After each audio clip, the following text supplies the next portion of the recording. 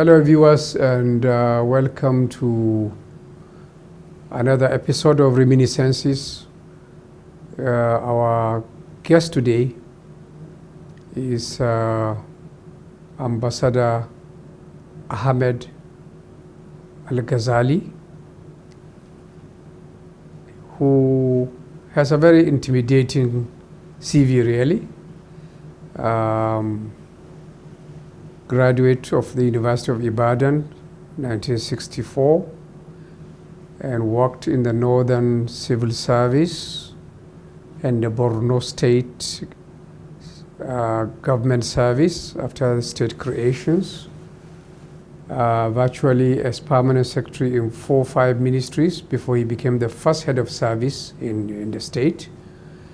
And then later on, somehow veered into diplomatic service as ambassador to Iran, to Saudi Arabia.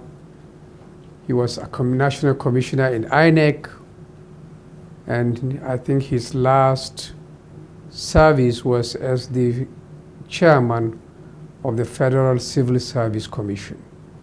I'm here at his home in Maiduguri. And I'd like to say welcome to the program. Thank you. And to start with your name, it's a fairly un-Nigerian name, Al-Ghazali. When I Googled it, trying to look for more information, I was getting the names of prominent people in Iraq and other places. So I wonder how does the name come about for a Borno person? Well, that Alghazali is the name of my grandfather's name. I believe that they have a reason for it.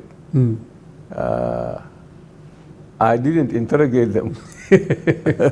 As I'm interrogating you. Yeah, that's right, that's right, that's right. So we perhaps leave it at that. So, but you are from Borno, right? Yes, from Borno. Yes. Tell us about your early schooling here in Borno. Well, I was born in Marte, Borno State, 1938. My first primary school was in Gaidam, 1947. Then I was also in primary school in Guru, where my dad was serving. And then the primary school here in Maiduguri. So I went to 3 primary schools before I went to Borno Middle School. And of course, the rest is, you have seen from the CV, Barewa College and so on. After Barewa, of course, you were in Zaria, the Nigerian college. Yes, I was. And then you went to University of Ibadan. Yes. It seems at that period, because I know many prominent people from Borno here, Liman Churoma, Adamu Churoma, perhaps many others I don't know, who are in Ibadan. Was ABU not then an alternative or for university studies? No. I was in Nigerian college after Barewa College. Yes. We went to Nigerian college. Yes. 59. Yes. To 1961 and September. Yes. Then that time it did not become ABU. Yes. Okay. So we went to Ibadan. Yes. And at that time, only Mala Adamu Churoma was the only person from Borno. Yes. Okay. Well, Liman has graduated by then. Yeah, no, he didn't graduate. Yes. He was about to graduate. Right. And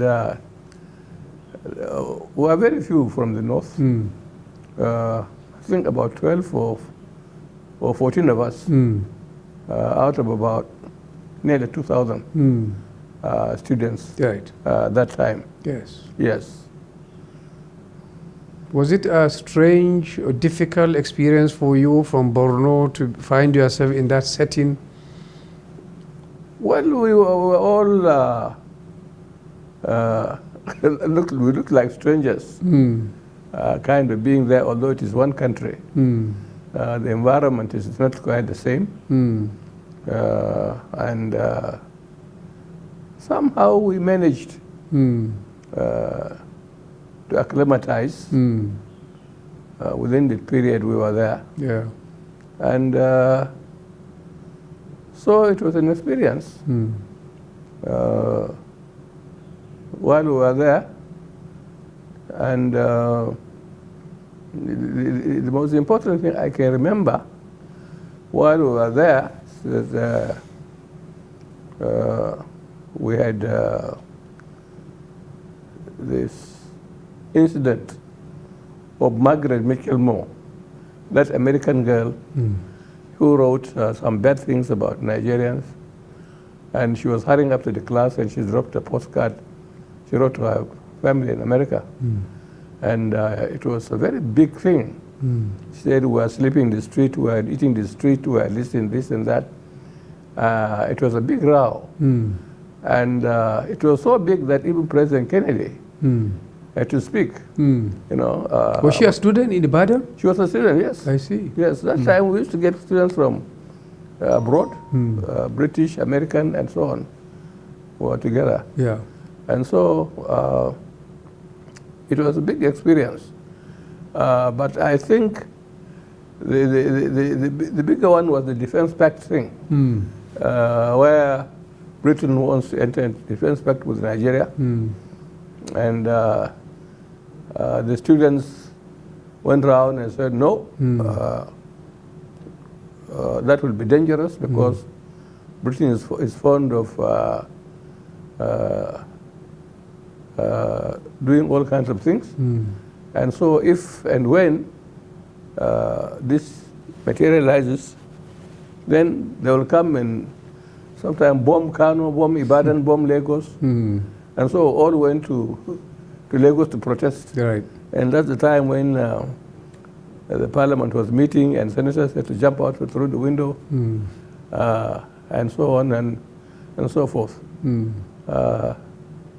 But then I think later on Nigeria had to pay dearly for this because when we had the civil war, the British government refused to either sell arms to us and so on and so forth. And I think the argument, as we later understood, was that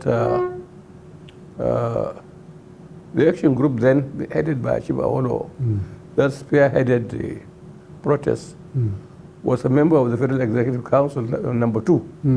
And so I think the British were also protesting, and they refused to give us the arms. Yeah. That was what we understood. Yeah. I noticed at that stage in your life, you seem to be a little more political. You are president of the Northern Student Union. You are also secretary, I think, of the NPC, Northern People's Congress Committee. Yes. But then, I don't know, why, it seems that political phase was at that point. I don't know if was that experience something that put you up politics later? Because I didn't see it feature again in your... No. What happened is that I was secretary of the Northern Students Association while we were in Nigerian College. But when we went to Ibadan, I was made to be the president of the Northern Students Association. And then sometime around that time, politics was brewing up. And as a result of this, we were like all school or typical students, very radical. Radical and kind of blaming our government and this and that. And we discovered that sometime in the night, you find that Zik or some of Awolowo's men and so on will come and meet with their students. And so we decided that we were being paid or our school is being paid through the taxpayers' money. And so it is not proper that we should continue to criticize or blame our government and so on. So we formed the NPC Club, University of Ibadan. Northern People's Congress. No, well, yes, yes. No, we used a Congress. We said NPC Club. Okay. NPC Club, University of Ibadan. Okay. And Colonel Ahmed Ali must go. Yes. He was our first chairman. And the people like Jibril Aminu, myself, Aliu, Yaya, Abubakar, right. Detti, Ahmed, yes, were all members of that club. And we played actively in defense of the interests of our people. No, the interest. Up here, yes. Yeah. Up here. Yeah. Were you in Ibadan when the coup of '66 took place? No, I was already working. Okay. I was already working. Yeah. I was in Ibadan when the census of 1962 yes. came up. Yes. And there were rumors that the North has been beaten this time. We came back. And then we saw what was going on. That particular exercise was cancelled. 62. Yeah. And another one has been conducted in 63. And the figures were rejected by our compatriots from the South. And we, the club, came up very strongly, and we had to say boldly that we have accepted the figures and so on before even the main NPC in Kaduna, Galadima Ahmed Patagi and Ibrahim Biu, had to speak up. Yeah. And then it was brewed up for some time, and then it settled, and the figures had to be accepted, and so on. Yeah. Will you say your schooling and experience, which some of it, as you said, is quite negative in Ibadan, has it made you more nationalistic or less? Well, we made friends across Nigeria. And up till today, I'm still in touch with some of them. That was good. But then it opened up another thing. That is that a lot of our competitors don't know about the North. We made sure that we stoutly defended the interests of our own people. And that is, of course, the starting point of departure with our competitors from the South. Yeah. Yes. It seems after Ibadan, you got a plump job as Assistant Secretary Political in the Premier's office. Yes. Was this your first civil service? That was the first one. Yes. How was the experience working under the Premier's office? Well, it was a very stimulating experience. And I don't know what to say, because those were great times. We had Ali Akilu was Secretary Premier. We had Liman Chiroma as acting Deputy Perhaps. We had Sandy Aoni, and so on. These were kind of the bosses. Ahmed Talib. Yes, Ahmed Talib. Of course, he was in finance, but that was how it was. And very orderly,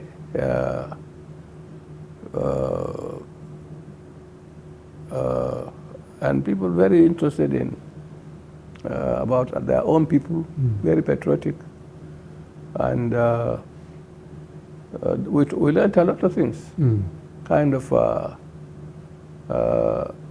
from them. But then I think when I moved to the Ministry of Local Government, that is where I had another experience where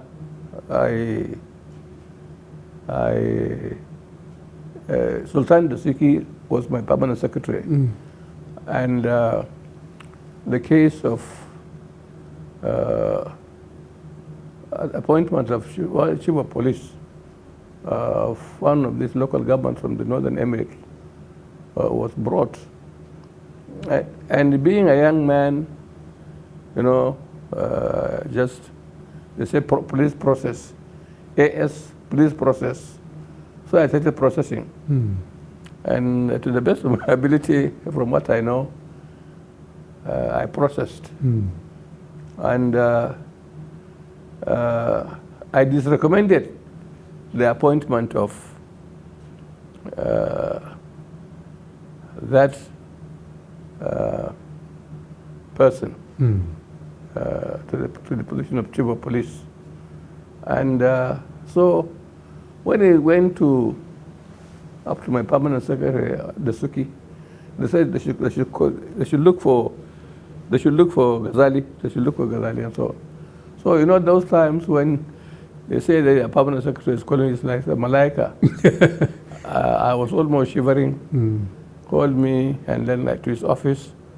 He said Alan Gubro and this and that, and then he was being friendly, calmed me down and gave me a cup of tea. And then he said, he said, this minute you wrote it? I said, yes. Very cold day.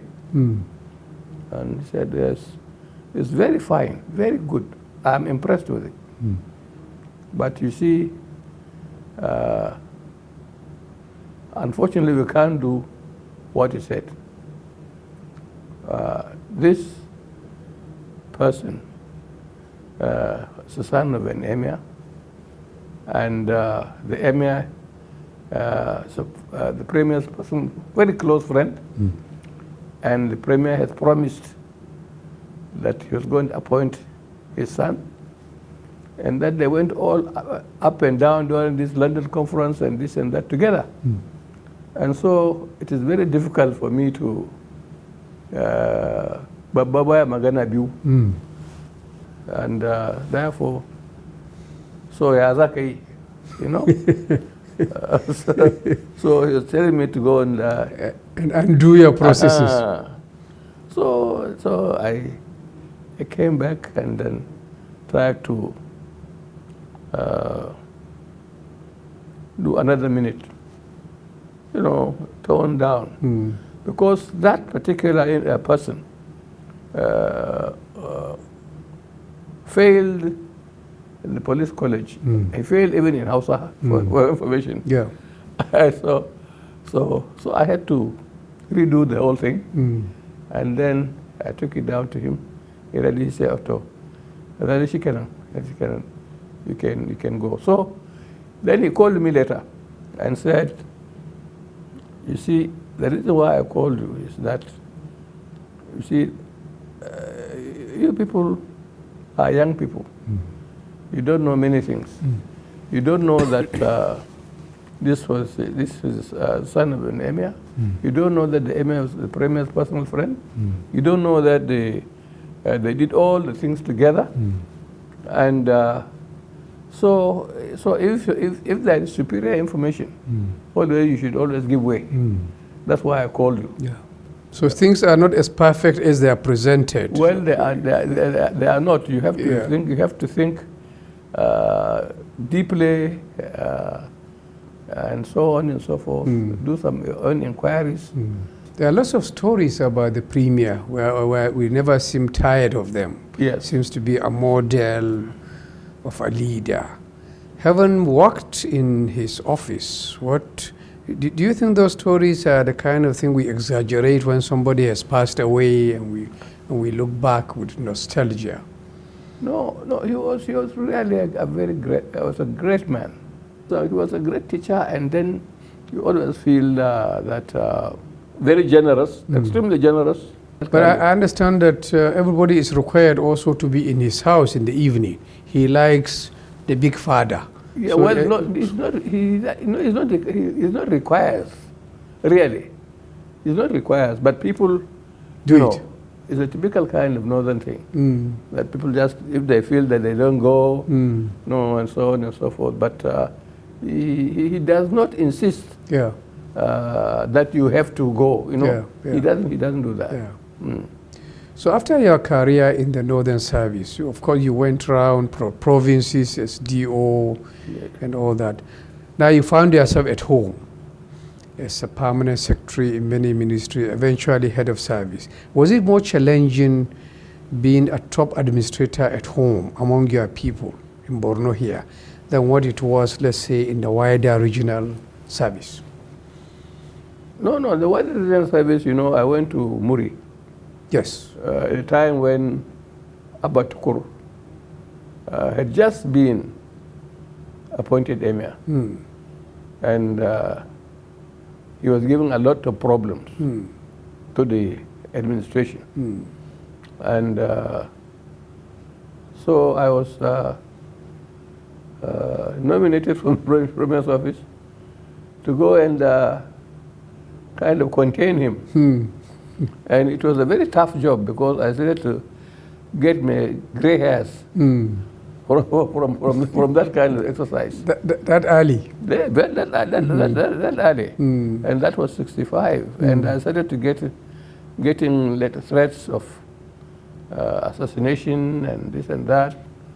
And we used to have big rows with him. And you are the DO for the province? Yes, I was DO. Yes. DO in charge of Muri division. Muri division. And one of the problems, we went to Yola, to the provincial secretary, Suleiman Liman Agay, a great man. And sometimes we come back and he reports to Kaduna and so on. So there was an incident where he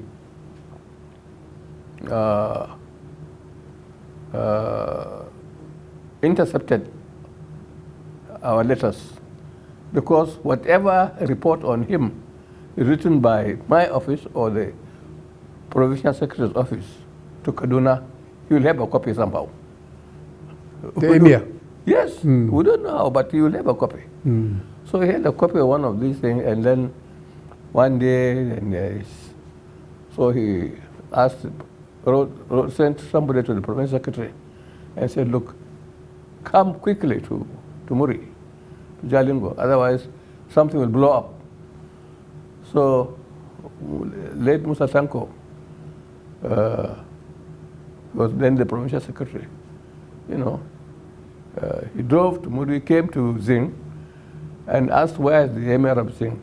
He said, Sarki Muri has asked him to be there in Maza. So when he came, but the protocol was for him to come to me as his admin officer. Yes. So he just veered and went to the emir, and found the emir with his courtiers. The emir was angry when he was speaking and said, today, this DO is either me or the DO. Yes, or the DO. I would not accept this one, blah, blah, blah, So he must go with you to Yola. I can't work with him and things like that. So the Prof came around 6 to Jalingo about 6 p.m. and then he kept him for about 3 hours. So he came to me about 9 p.m. I was listening to the radio in the house and said, I saw the green Pontiac. There are 2 green Pontiacs in Adamawa. One is the Propsec, one is the Emir. So I thought it was the Emir. So I said, what brought this man to me? So it was the provincial secretary. So the provincial secretary said, you didn't notify me that you are coming. He said, please, please. I came 6 o'clock, and then this is what has happened. The letter has been intercepted by this. I said, very good. I said, he's a security risk. Straight away. And I said, that's why the man should not be MI. That's why the man should not be confirmed. That should not be given staff of office. I said, do Allah. So then he said, all right. So he left for Yola in the night. And then I think with the promise that I'll be moved to Adamawa, and Sheikh Suleiman was to come to Jalingo, to Tumuri. So 1 day, 2 days, he didn't see anything. So his opponents of the emir, they were in the majority. All his elder brothers were in the opposition. So they said, Sarkiya Kariya. And that pained him. And he went back again. So around the same time, there was trouble of this Araba thing. And all the emirs were summoned to Kaduna. This is the riots in the north. Yeah. Yes. So he was summoned to Kaduna, and so when I got the message, I didn't tell him why he was going, and it was an advantage. I think at this point we will take a break and resume after a short while. Okay. In this session we're having with Ambassador Ahmed Alghazali. Please join us soon. Thank you.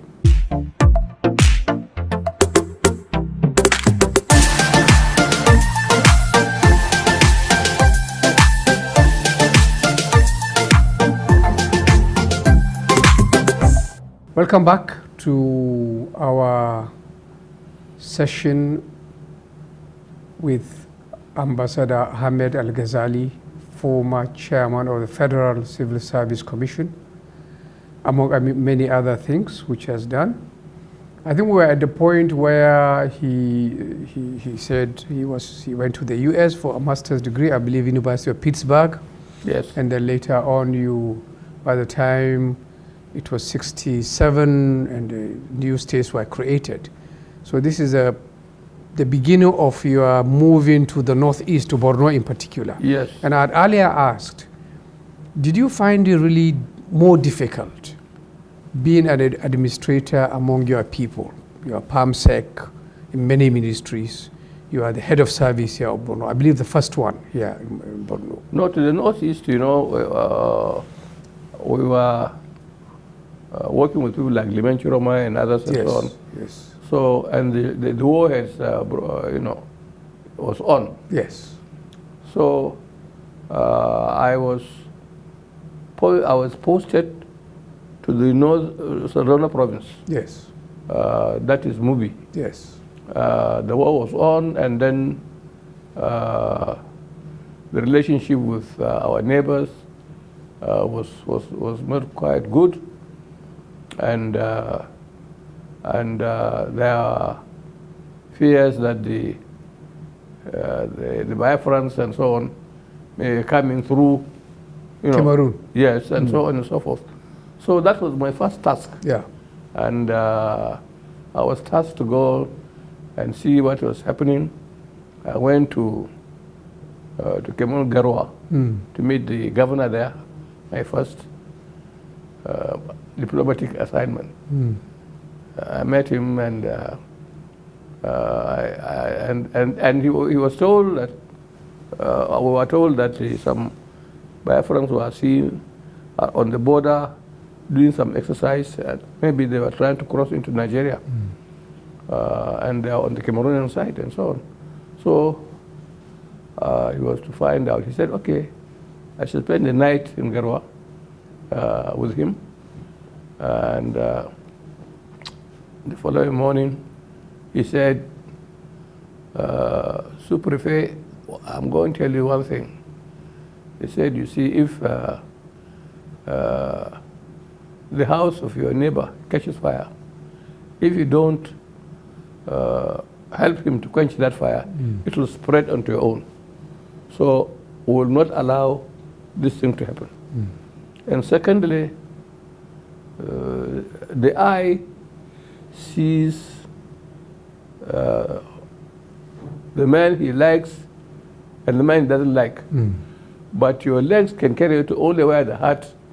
So that you came is an indication that you people love us and so on.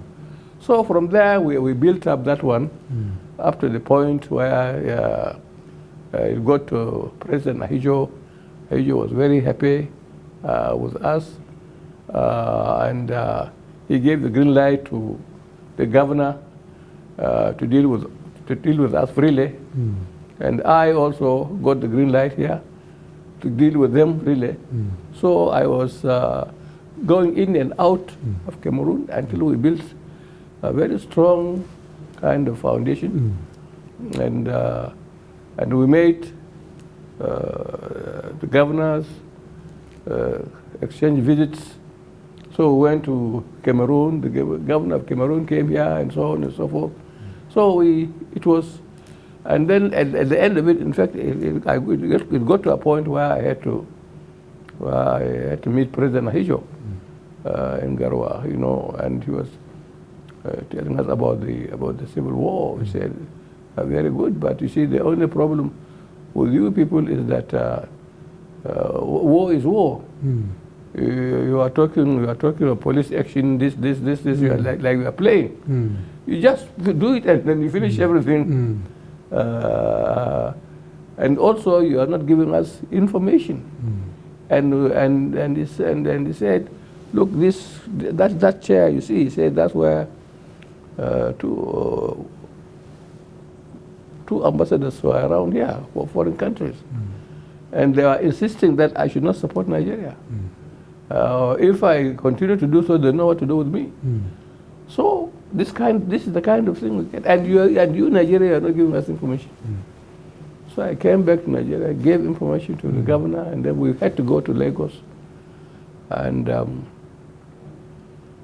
we met General Gawan. And then from there, Gawan said, look, okay. He said Diori too was complaining about this, that information was not sufficient for what was happening in Nigeria, and they've stuck their necks out, you know, to be guillotined by French and so on. So, and that's how it was. And I'm glad that the relationship is fine now. We've done something in that regard. And of course, from there, then I moved to the governor's office here. As, and did all the things we did. And here, the only problem we had was head of service when I was during the political days, Goni administration. Yes. And of course, you know, the NPN, GNPP thing. And our own kind of government was like an aberration. And they wanted to crush us, you know. Who wanted to crush you? The big power. Lagos. MPN. Yes. Because you are GMPP. Yes. Yes. And then that gave us a lot of problem because we were working for 25 hours, not even 24, to survive. Yeah. And that was the problem. And of course, alhamdulillah, we survived. Yeah. And we succeeded. And up till today, the records that we had during our time were unsurpassed by any succeeding administration. As a former permanent secretary of education here in Borno, when you see what's happening with Boko Haram, where there is a group of people who don't even want kids to go to school, what happened that Borno, which used to be actually one of the best represented community in the Northern Civil Service with PAMSEX, that now things have turned to a situation where people were even advocating not going to school at all? No, that one is a different kind of kettle of fish, you know. Is another subject by itself. This one will take us another month to talk about.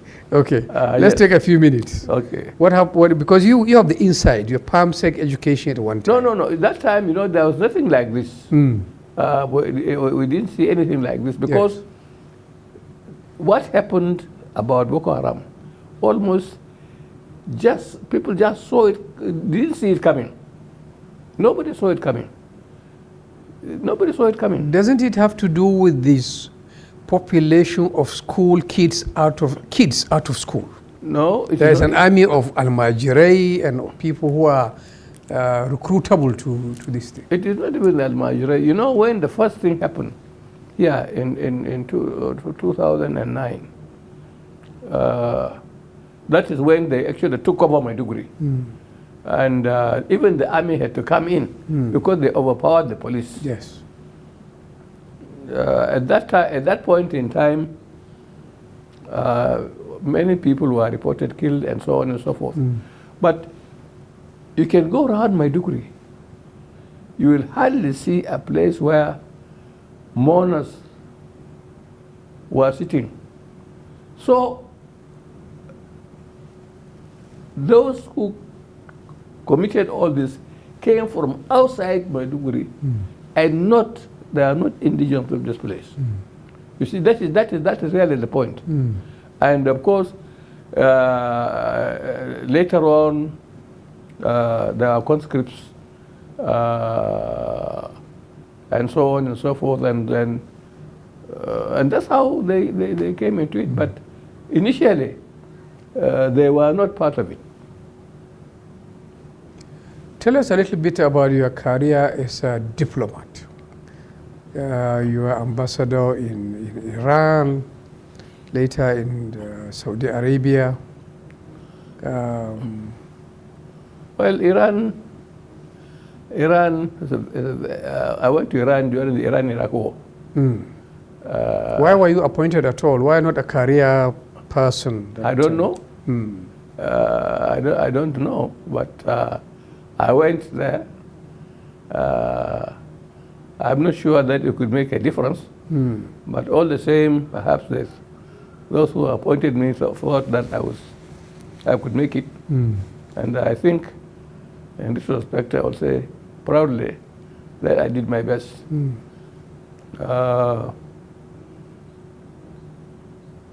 So I think what I saw in Iran has taught me a lot of things. It was a wonderful country. They know what they are doing. They're almost all young people. The time I went, people like Sayyid Ali Khamenei, who is the leader of the revolution, people like Rafsanjani, Musavi, Ardebili, and all that. They are all young people tortured by the Pahlavi administration. They were, some, they had their fingers, their fingernails pulled out, and so on and so forth. That many things that happened to them. Yeah. But they stood their ground. Yeah. They are fiercely independent and very sovereign. And very sovereign. You can't dictate to them. Nobody can dictate to Iran. And even during the war, we were surviving. The foreign ministry was giving us kind of rice, meat, and the things we can't get, and even to the people. And so they had an excellent governor of the central bank, one called Nur Bash. Nur Bash, will fight when he had money and then stop when this treasure is going down. And that's how they did. Yeah. And alhamdulillah, that was Iran. We learned many things, and about the chicaneries of the foreign powers trying to bring down that particular kind of government, which they didn't like, and they are afraid of it. And they did not, of course, succeed. Yeah. Only partially. I was not there when the the 100 top Iranians, the top, only 98 were blown up at one go. Wow. And only Rafsanjani, who was sent somewhere, and the leader of the revolution, the present one, who went down to South Tehran. Khamenei. Yes, Khamenei went down to downtown for another. They were the only ones who survived, but the other 98 were blown up. You know, so that is kind of, they've gone through so many things, and they were undaunted. They were undaunted. In any other administration, probably would have collapsed. Yeah. But you can't do that to them. Yeah. Turkey had to move to Turkey ultimately. Yeah. And Turkey, the important thing was the military was in charge then in Turkey. So your position was concurrent, Iran and Turkey. Yes, concurrent with Turkey. Yeah. So I moved to Turkey. From the Turkey, there was a problem in Turkey with the military and the civilian. Yes. And the civilians were saying the military should go, you should not be here, you should be in the barracks. And the military arguing that, look, we are stakeholders. Yeah. You know, of the system also. Is when you spoil the things that we come in. So if you don't spoil the thing, we never come in. And so they said, okay, if we give it back to you today, and you spoil it tomorrow, we'll come back. Yeah. So we'll give you that promise. So up till now, you know, I think that promise is there. Yeah.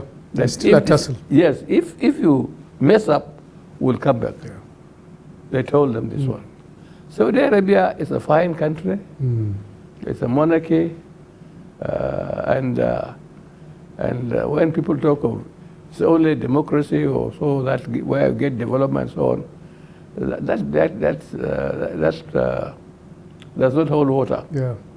With what we used to see in because when you go to Saudi Arabia this year, you saw something. They go the following year, you will see something different. Yeah. You know, and so on and so forth. But they were also under pressure to democratize, not to publish the so many copies of the Holy Quran in Medina. There are many things. They are also under their own pressure, but you see, they don't talk. Yeah. But they resisted. Unfortunately, the sons of King Abdulaziz, that time I went, it was Fahad. Fahad died, and so on and so forth. Abdullah. In fact, one or two, I think, sons. But then they jumped to the present one. Grandson, present one. Yes. Present one. So, and we wish him the very best of luck. Was it a difficult posting considering how many Nigerian big men go there? And of course, we'll want to see or demand services from the ambassador. Protocol-wise, it's difficult because they don't understand it. All those big people you talk about, they are well funded. They have their own money. They have this and that, and yet when they go, they still demand, our own services, which are never enough. So what do you do? Well, sometimes you try to explain. Sometimes they don't understand, and sometimes they complain. They come home and complain. They said, "My mother was left stranded at the airport," or "My wife was this, that." So you do to the best of your ability. Yeah. Yes. One of the things you did in the federal service is your INEC, National Commissioner of INEC. I believe this was the election that was eventually annulled by General Babangida. Yes. What happened during that election? I know you are not the chair, but you are one of the national commissioners. Yes, well, the election was annulled. many things went wrong, actually. Right from the word go, the SDP and the NRC, at the point of the convention in Jos and Port Harcourt, the report was that there are many things that were not right, and therefore that convention should be cancelled and another one, fresh one, should be done. And somehow, as it went up to government, there was some disquiet, and then they said, yes, there was going to be the election again, and then this came up, and then we were taken to, while we were collating, we were taken to court, and as body appointed under the law, and that operates under the law, so we have to follow the law. Yeah. So we stopped collating. But there is the belief that MQ Abiola won the election. Well, we didn't. The collation stopped. We didn't do that. I was not a privy to that one. So when the collation was not complete, you cannot say officially that A or B won. But obviously, I mean, he was ahead of Topper. Yes. How it came about, I don't know. But actually close to Babangida to know, to either judge whether really the military didn't want to go. That the ultimate problem was that they didn't really want to go. No. The military has nothing to do with us. In fact, they did not interfere at any point, to the best of my knowledge. The thing just came about. And as I said at the beginning, there's a gap in our knowledge. And there are things that they know that we don't know. And as Babangida himself was explaining at some point, said he took the action to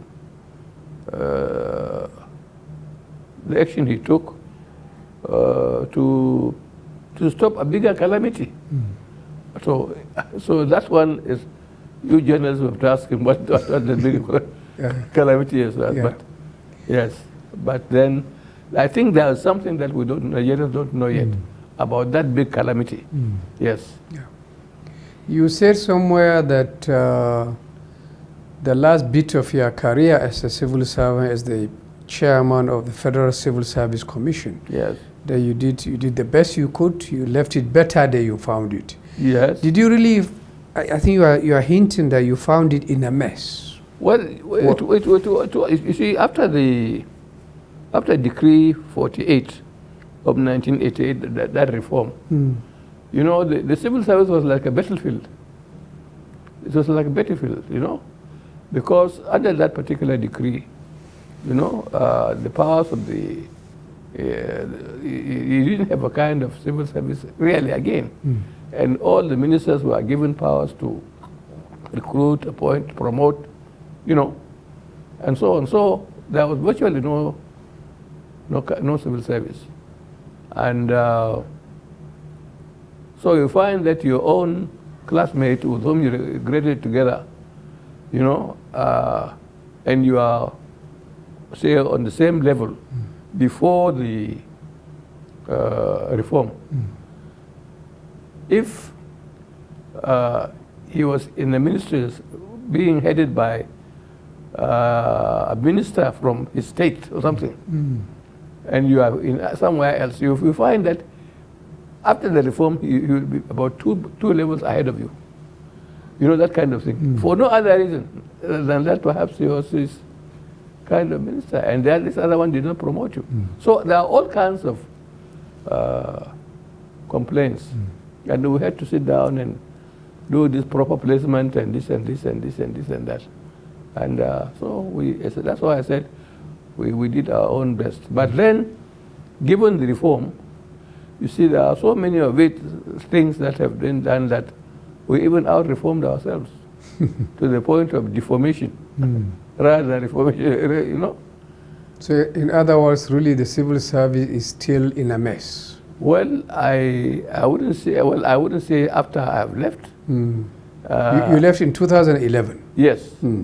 So up to now, I hear stories here and there, but I don't have firm knowledge. But what is your assessment at the point you left, 2011? No, at the point I left, I think it was better than how we found it. Yes, it was better. It was good. People were being promoted as and when due, you know, and so on. The promotions were well done, you know, and so on. All the steps we used to take, we did, and people are generally happy. People are generally happy. So did you face any pressure from the government not to really, you know, tamper with their reform, to do what is right? That is to kind of change the decree 48. There was no pressure. The pressure came perhaps from some people in government who are from the private sector, you know, background. And that is actually what was driving the reform, you know, to the point of deform. But then, alhamdulillah, we did it. We did and left it at that. Since you retired in 2011, have you been called to kind of help here and there in the running of the...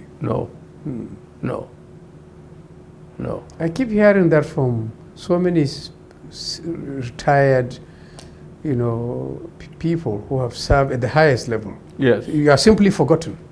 No, well, they know we exist, but perhaps we are yet to be called.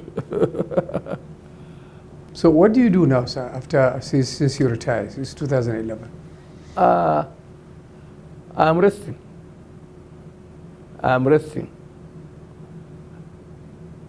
Just resting here in Maiduguri? But I mean, you need to, you probably need to make a living somehow. Is that, or maybe you have saved enough not to worry about that? No, not at all. Not at all. Not at all. It's not that. I mean, I've always led a very modest life. Very modest life. That is right from the word go. From the parents and to the schools where I went, all this middle school, and I was talking to you, the kind of food we used to eat. If we left it, the following morning the prisoners would come and clean it, and they won't even eat the food. And whoever you are... Yeah, school food. Yes. And we eat rice once a week on Monday. And whoever you are never allowed to eat anything else other than what is being cooked in the school. So the late Sheikh of Borno, for example, was in the school. You know, the son of the late Sheikh of Borno, Waziri, and everybody, we all had to eat together. You see, so as a result, you are being disciplined to eat whatever you get, and so that even you got into a situation which is a difficult one, you could survive. So since retirement, you didn't have to do any other work or farming or things that... No. What hobbies do you have? What do you do with your time since you are resting? Look at this one. Yes. You see, I've seen it. Yes. But on your CV, it says reading and traveling. Yes, well... So how much traveling do you do? Now that traveling is now gone. As an old man, I don't travel. Not even to Saudi Arabia? No. Well, once or twice, I think, I was in Saudi Arabia. After being ambassador? Yes. Yes. I was in Saudi Arabia last, 2016 13. Mm. I think 2013. 10 years. Yes. Mm. That was the last time Yes. I was in Saudi Arabia. Yes. Yes. So you don't have any urge to travel? You don't do any traveling? No, no, Mm. no. What of the reading? Reading, I read Arabic books, Islamic books, so on and so forth. Mm. How is family life for you? Fine, Family. beautiful. Mm. I'm glad, I'm happy, Mm. very happy. Yes. Yes. Very happy. How many, you have kids, grandchildren, all that? I have 12 of them. 12 kids. I have 12 of them. No, they are grown up. The youngest one is what, 20, was born 1998 in Mecca. Mm. So that's the youngest one. Yes. The first one, 1970, is around, I think I had him. Yes. And followed by Ibrahim, who is a diplomat. He just returned from Cairo. He's now in the Ministry of Foreign Affairs. Yes. And I had some in Ministry of Interior, some having in finance, and so on and so forth. Yeah. Alhamdulillah. So what would be a typical daily routine for you if you wake up in the morning? Prayer,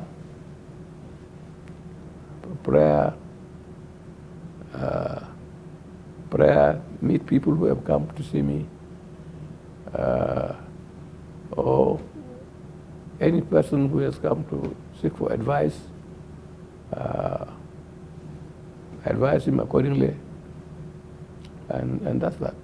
So you're mostly here in Maiduguri, you don't really move around even in the country? I don't move at all, at all, at all. Do you do any exercises to keep fit, or any special diet that you? I've been pressured to do keep fit by my children, and I'm trying to. Yes. What do you do? And well, walking around inside, inside here, and even that one, you know, during the from 2009, you had to discontinue because you don't know who's Boko Haram, you don't know this one, he's lurking behind you. And when people see you walking, somebody, they know, yeah, you know, this kind of thing. Yes. What of diet? Do you still carry over the old school diet that you? The one we eat, our own brabusco and this and that, and no restrictions. No. Of course, no diabetes, no this, that. So, yes. Thank you, Ambassador Alghazali, for Thank you very giving much. us this time to talk to you. Thank you. And our viewers, you have enjoyed this session with him, and will join me to wish him more long life and opportunity to serve the country. Thank you. Thank you. Until another time, goodbye.